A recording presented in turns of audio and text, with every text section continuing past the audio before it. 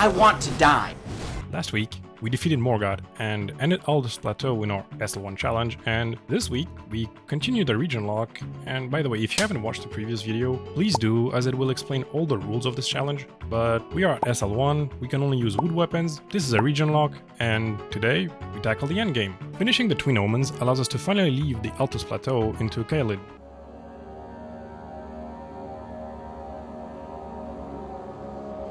Where, with our strong weapon, almost all bosses are immediate pushovers. We do however have a couple of Ashes of Wars like Flames of the Redmane, some nice tiers like these, but more than anything, the most important pickup of this video, and the one you'll see again and again, Crackblade. It's Crackblade! Isn't it the same? This Ash of War has been nerfed since release, but for our challenge, it's still by far the best Ash of War we can use. Anywho, I'm sure you'll realize this soon, but this time around, we're going to focus a lot more on the main bosses, rather than the secondary ones, who at this point have all been covered and are all repeats from earlier zones with a different reskin. Also, as you'll probably see, the endgame is going to require quite a lot of strategizing. In many ways, cue the music, I guess.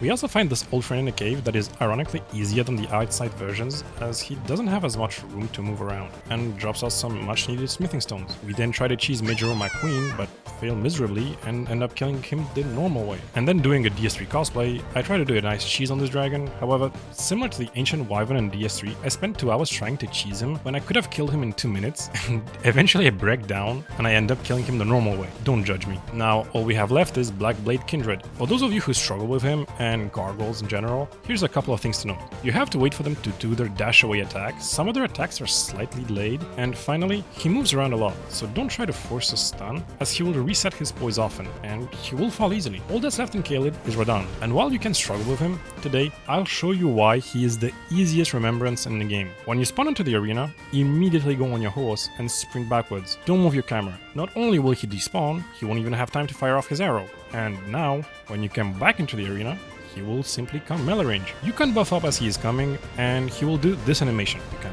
roll into him, do 2 R2s, dodge, another R2, dodge again, R2 again, stun, another R2. And if you did it perfectly, you can kill him before his phase 2. If you didn't, that's okay. His phase 2 is pretty much over already. 2 R1s and there you go. Radahn dead, easy fight. Last video we did a few bosses in the underground, but since we didn't do Radahn yet, we didn't get access to Nokron for the rest, so let's go into the mine. For this point of the game, our weapon is insane, so the bosses here are huge pushovers. Mimic Tear dies instantly, your Gargoyles gets blasted, and the Deer, while being absolutely very annoying because he moves around everywhere and heals, is very easy all things considered. We then get access to Lake of Rot. Great.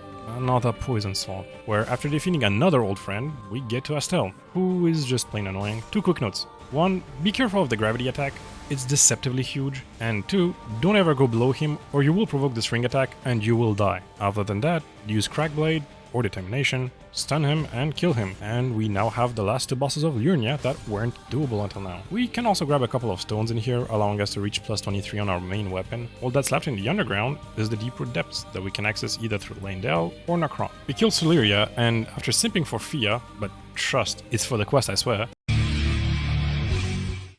If you want to be a great player, if you play every single day, 2-3 hours. Every single day. We get to the trio, where the first 2 are very easy, but the trio afterwards, where Lionel spams homing heads and is a bitch, means a lot of kiting and focusing the shield guy quickly, but it is a bit annoying. However, with them dead, we reach So last time I got traumatized by a lance axe. Well, this time I can get traumatized by his brother, Fortis axe. He's got the same tactics, the aftershocks, the slam that reaches Narnia when you're under him, and the shitfire breath. But this burnt sausage with wings stayed plugged in the power socket for too long and got extra lightning. His shit static shield means that as a melee, you're fucked if you want to hit him more than once. You won't get killed, except when it combos you, and it slows down the fight immensely. Thanks to him being an average nondescript Japanese lizard monster size, cameraman Steve over here is stuck and you can't see shit. Either way, it took a while, but finally got to P2. In phase 2, he goes Super Saiyan and starts using forks. They're easy to dodge. Either roll forward or go to the side. Eventually, after spamming so many hugs on Fia that my face is imprinted in her thighs, I finally got him. And with that, all underground boss is dead, time to go topside. While not entirely a zone per se, and completely optional, I still felt like it would be interesting to do so I quickly kill all useless bosses.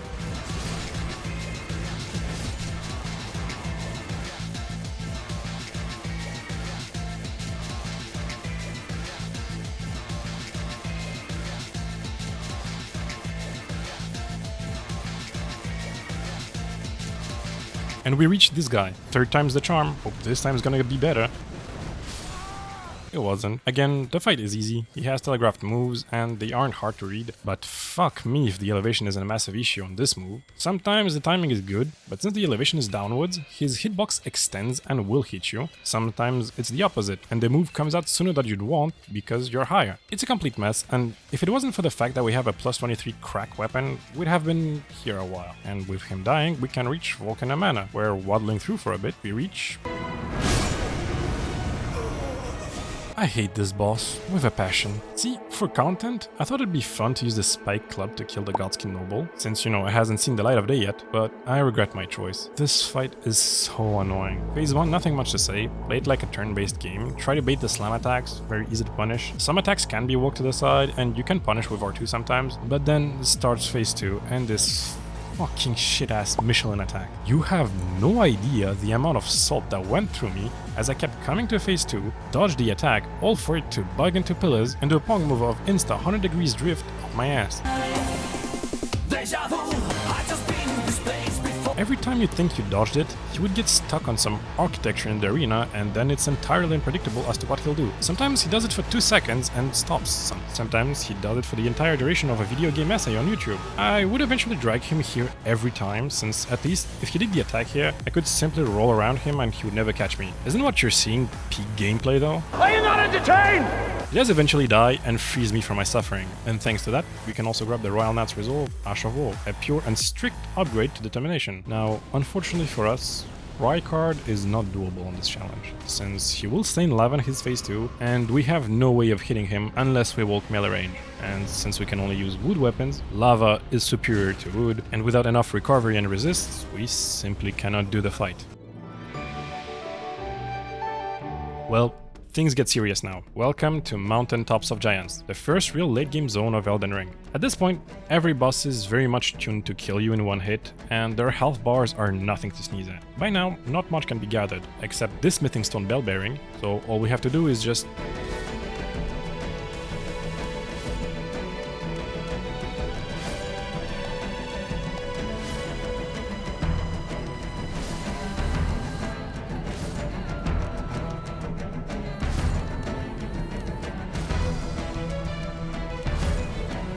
Doing a nice jump skip above Castle Sol, we reach Nile, and here I want to do a quick segment on everything that is wrong with this game, in my opinion. See, the little 2 ants here die very fast, and we start Nile. However, Nile has one attack that you can see here that if he starts when you are in melee range, will hit you no matter what, and at SL1 will kill you. But you see, there is an issue. There is no real way to bait this attack, so the best way to play this fight is to wait it out, punishing only the moves where you know he can't use it, like this jump attack and this leg attack. The rest of the time, you simply run away and wait, because if you don't and you get caught, you die. The boss looks very cinematic, beautiful and all, but are devoid of substance. Most attacks can be punished, and so you wait until he can be punished. Look at the run where I kill him. Doesn't that look fun and engaging? Anywho, enough about complaining, let's go meet Borealis, who... Forgot he can do that too. Same as Nile, he has an attack that can catch you if you're in melee range. Keep a slight distance from his head. If you see him charge up, run away, a couple of tries should do the trick, and with Niall dead, we have both medallions and we can kill the last boss of the zone, the Mimic tier. Enough stalling. Time for... He was the fight that I dreaded the most in the entire run. His health bar is enormous, and his hit zones are average at best, but it went better than I expected. I had a couple of deaths with him on low health, but it wasn't that bad. Here's what we used. Our main club, plus 23, crack blade, a tier for surviving at least one hit, and a horse. Running in, you can use the dismount iframes to get into melee range of him. Then 2 or 2s should break the bandages around his ankle. Then another 2 will stun him and give you insane damage. He will transition, but you can follow him quickly for some more R2s as he transitions, giving you yet another stun and enough damage to always trigger his phase 2. In phase 2, he starts with this attack, which can be punished by, guess what, more R2s. And this is where the fun ends though, because from now on, it's all down to luck and resilience. From this point onward, you have to fight him by facing him literally. Attacking the legs or attempting anything else will get you rolled over, and he has many attacks that can reach you on horse. So while on a normal playthrough you can have fun with Torrent here, just stay in melee range. Bait out his huge hand slams, punish with quick attacks, reapply Crack Blade when needed. Keep going slowly and methodically. Do not ever run away. This is very important. If you have to heal, do it while he rolls. If you run away, he will use this Fire Breath attack that is insane RNG and splits everywhere, and you will get hit and die. Stay melee. It's ironically enough the safest place since he doesn't use magic, just sits there and tries to swat you down. Eventually, a bit of resilience and he dies. And then going to Melina... I must be the first person who dies here after killing a fire giant. Damn, I'm special. We finally reached Colorado. Here, we finally get some upgrades. Some smithing stones notably, everywhere, allowing us to get to plus 25. Nice. And then we meet... We're failing miserably at the strat I planned multiple times. Don't worry, it's also I can talk about the strat. See, I don't want to deal with this fight, figures, right? So I plan on defeating them the fast way. Back in Limgrave, we picked up this cookbook to make sleep pots, which are very easy to make. And one sleep pot that hits or that lingers on the ground puts to sleep any of the foreskin duo here. 2 pots and they both sleep. Now what though? How do we get enough damage to kill them? Well, time to bust out another broken mechanic. Perfumes. This is the only time we'll be using them due to their power, but back in Altos Plateau this time, we picked up this book on how to make Givenchy perfumes, and in here, we grabbed another on how to make Pakora-bound perfumes. What we need is Blood Boil, which grants us a whopping plus 30% increased damage for a minute. It's insane. Combine that with Crack Blade, which grants us plus 15%, the 2 charge attack buffs, the Rune Ox for extra strength, and this sword for another extra 5 points for 1 minute, and then using this shield in the offhand for extra 15% damage, here it is. They really stood no chance. Easy foreskin duo. And with them dead, we can get the last bell bearing, allowing us to put every weapon we have at plus 24 or 25 if we have the last stone. Yeah, welcome to Malekith. This one is just hard, nothing else to say. Second phase is for once manageable and a bit easy, but the first phase is, to put it lightly, painful. His phase 1 dagger attacks are super fast, all deadly, and he input reads you depending on what you do, and either dashes away and uses sand attack, or runs away with a couple of dagger attacks on the way out.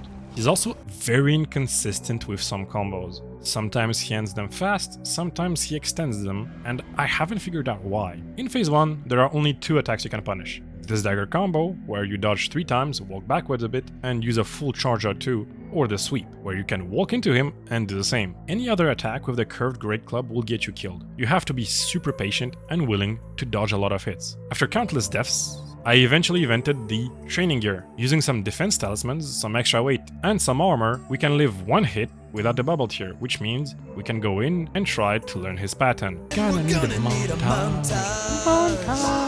This has to be a montage. Eventually, I found a way for our setup to work. What we need is Crack Blade. Again? I know.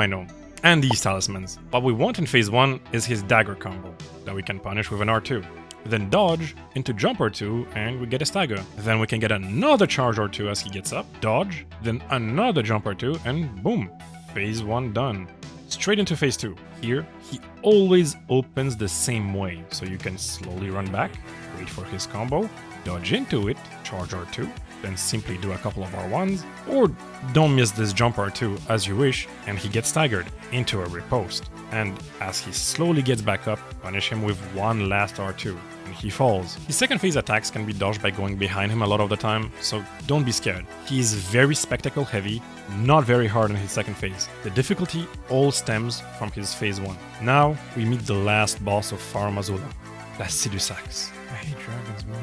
This boss made me hate dragons even more, hot damn. His moveset is really easy, nothing to be said about that. But holy fuck, look at that health bar and the damage we deal to him. He is a complete snooze. And then comes phase 2, where he teleports around everywhere, so you do even less damage to him.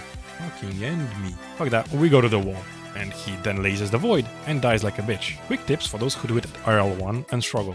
Don't repose him, you do more damage to him either by hitting the head with your attacks or simply wailing on him. During his phase 2 teleport attacks, if he uses left claw, run away, it has aftershock. If he uses right claw, dodge into it and get behind him as he's free for some hits. Finally, if he flies away and does this attack, start running towards the left, hard, and jump last second, or his aftershock will hit you and you will die. Other than that, get a movie on the side because this one's going to be long. And that's Pharaoh Mazula done. We finally reached the end of the game. We run in to say hello to our mage friend that...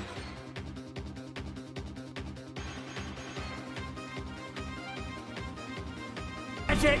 I'm getting me mallet! Yeah, no way am I ever going to do this fight the legit way. It's so badly designed, I got 5 STDs just doing him. He then opens up the way to... Watch out! Watch out! Watch out! Watch out! His first phase is really simple. Couple of dodges here and there, and phase 2 starts, and...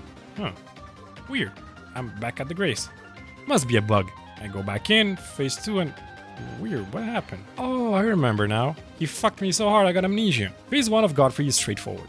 Dodge attacks, punish slowly, poise break, riposte, lots of openings. For the Curved Club, it's interesting to point out that if at the start you do not run, he will yeet his axe, which means free R2, then another couple of R1s and he's stunned. Do not ever punish him with a jump R1 or jump R2 after his rocks with this weapon. Some of his attacks come out faster than your recovery. After he gets up from the riposte, do another charge R2 as he transitions, another one after the transition, and an immediate jump R2 after the rocks to stun him and start phase 2. Here, I want to talk about an important quirk in the way Elden Ring is coded. If you transition him with a regular attack, you will be put melee range to him as intended. However, if you transition him with a riposte, you will stay where you were, which actually is the desired outcome for us, since we need to reapply our crack. He will come straight for you after this scripted grab attack, have no doubt. The rest of the phase 2 though is rough.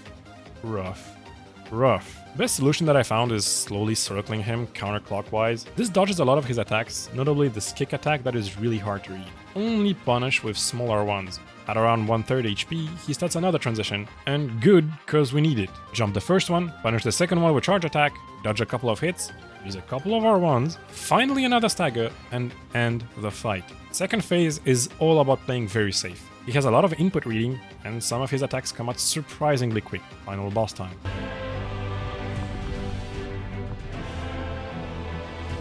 Radagon is another Malekith-like boss. He has fast combos that alternate wildly in how you wanna dodge. However, phase 2 is where this becomes complete cancel with the laser attacks. That made me binge drink a whole bottle of Baileys. So back to it. Gonna need a montage.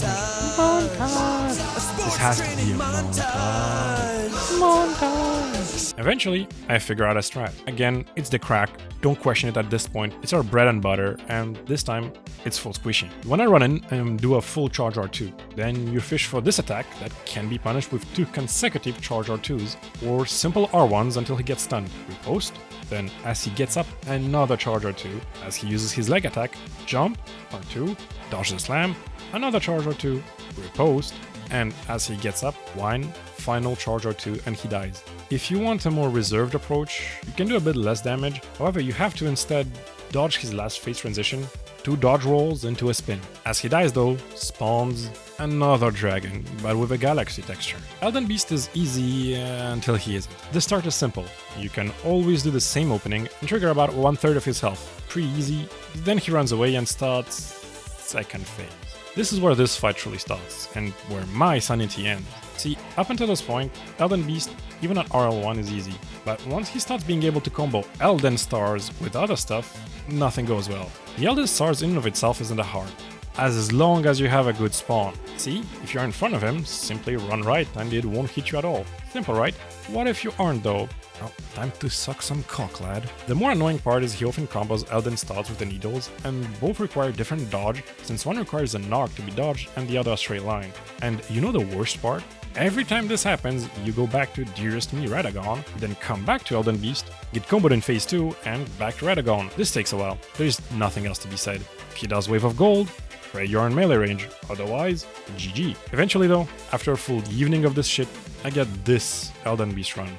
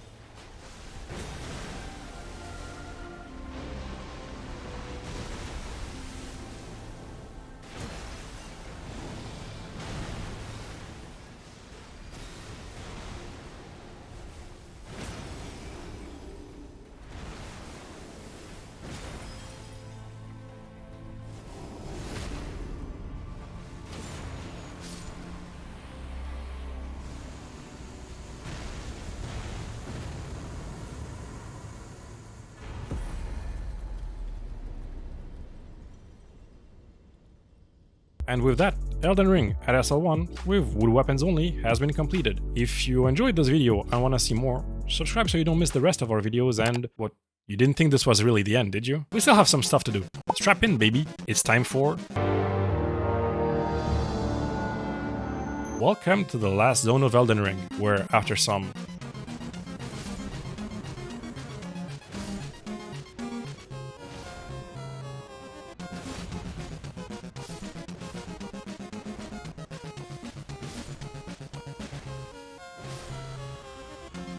we reach Loretta, who after a couple of deaths falls. We then teleport to a mausoleum and meet... Welcome, honored guest, to the birthplace of our dynasty. Mog's first phase is not that bad. After staggering him once thanks to low poise and crack blade, you deal enough damage to cause the Tress attack, meaning 3 hits from the back, stun locking him until phase 2. You can keep smacking him through the transition with the physique to stack up his stagger and bleed, giving you a free stun at the start. Just be careful to stand to his right. He then grows a pair of wings and starts flying around and finally starts living up to his name of Lord of Blood and sprays blood flame everywhere like a broken fire hose. Dodge forward twice and be careful of combos. His openings, however, get tricky. The ground stab isn't safe anymore, it explodes. You can still R1 him here. The long claw and swing is easy, just sprint left then right, giving you a free charge or 2. Another big opening can be found after he does a jump and down slash. You can just sidestep and exploit. As for his regular swings, he strikes 3 times, then you have an R1. And most importantly, stick to him. He's much more dangerous and does much more damage with the spear tip than with the handle. And if you're in the right position, his attacks can even miss you. And after all that, and a lot of death to showers, weird stabs, a spacebar made of skill issues, and the patented Elden Ring 7 years delayed swings, and claw attacks, I finally didn't get to kill him. So back to the start. Dodge the Tress attack, stagger him, repost, and free bleed. Easy phase 2, keep spinning, free stun, and now we got a good start. Run left, then right, R2, dodge the delayed stab, R1, another left right, R2, dodge left, and finally. The coming of our dynasty. And with that, we reach the end of the game, the last boss, the one you have all been waiting for. I am Malenia, Blade of Mikola, and I have never known defeat. Well, I don't know much about her not knowing defeat, but I've known defeat a million times since starting this challenge, so who's stronger, huh? She is. She definitely is. This is, remains, and is by far the hardest boss fight of base Elden Ring, by a long shot. Her moveset is pretty easy, all things considered, but her hyper armor, Jesus, her hyper armor. She can completely destroy any and all strats you have by simply spamming hyper armor dashes and attacks, making you play so passive. And worst of all this passive stance where she just waits. If you do the wrong move, she instantly punishes you. And you know it, the waterfowl dance. You can bait it out using Chilling Mist and running away, but once phase 2 starts, that's no longer a possibility. So either you learn how to dodge it in melee range, or you do it again and again and get lucky until she doesn't do the waterfowl dance in phase 2. Given how long it takes, luck isn't a possibility for us, so we have to learn how to dodge her in melee range. However, since we have this godforsaken large club, we have very little to no time to prep, so the U-turn tactic or the circle tactic is just not feasible for us. So we kept dying, again and again and again. I was ready to give up, throw in the towel. Maybe this weapon just cannot do malenia at R1. Psych! You don't know me. I'm a warrior, a prime fighter. I refuse to give up. Every time she kills me, unbeknownst to her, I would simply grow stronger. Every time she launched herself up in the air, I would start getting glimpses into the future. I started learning it, mastering it. She may be undefeated, but I am the Croc, and I never give up.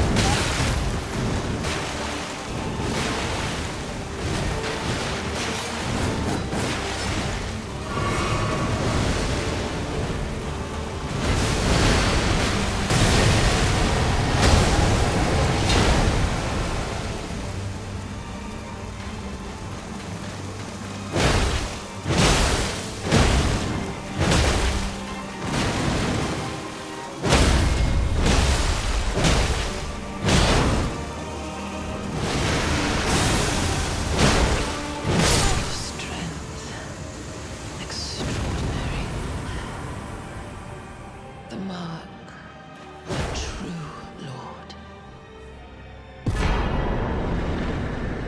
With that, Elden Ring at SL1 using only wood weapons has finally been completed after almost 200 hours. If you enjoyed this journey and this video, like the video, subscribe if you want to see what's dropping next Sunday, hopefully, and I'll see you guys in the next one. Bye bye.